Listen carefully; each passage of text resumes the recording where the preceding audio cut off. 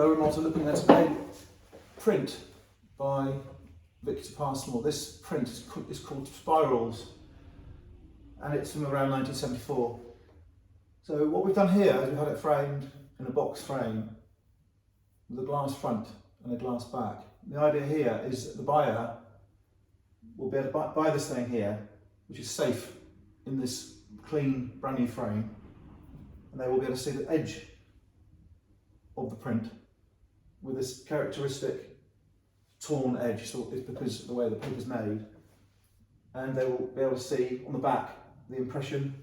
This is a plate, the actual impression, and the reason it has this impression, this plate has a margin, because when it's being pressed, the printer needs to be able to handle it, and if they're handling the wet ink, they can't move it around. So they have the margin for printing purposes, and they will be able to lift a corner up, which is dry, and they'll be able to see how well the printing's going.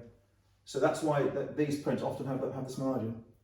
And this sort of rough edge, torn edge, is a desirable feature for a print collector. So I decided to have it framed without a back colour, so it's completely clear. You can see through it. And as I say, because of that, you can see the other side of the impression.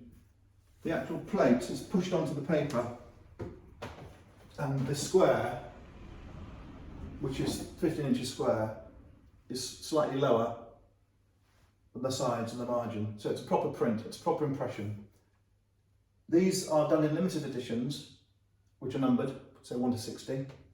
And then on top of the limited edition, there will be a dozen or so artists and printers proofs, which the artist gets as a treat, and the printer keeps as a treat, as a bonus.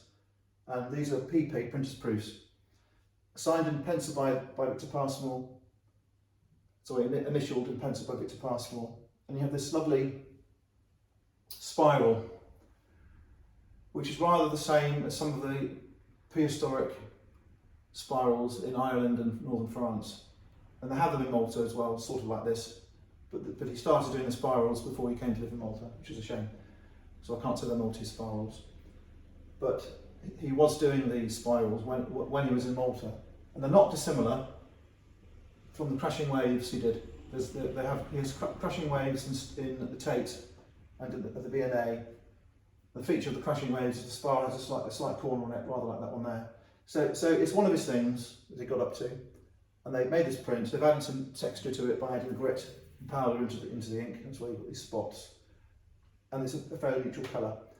So this form of framing, I think, is good. If you have it on a wall in a house with a painted wall, you'll see the colour of the paint through the sides. If it's a stone wall, it will give an interesting effect. This is for sale in Malta. I think it's a good investment. I think it's a beautiful thing. Do you have to understand what he was painting to enjoy a Pasmore? Not really. I think it's best not to try and understand it personally. It will drive you insane. We have an artist who is widely liked.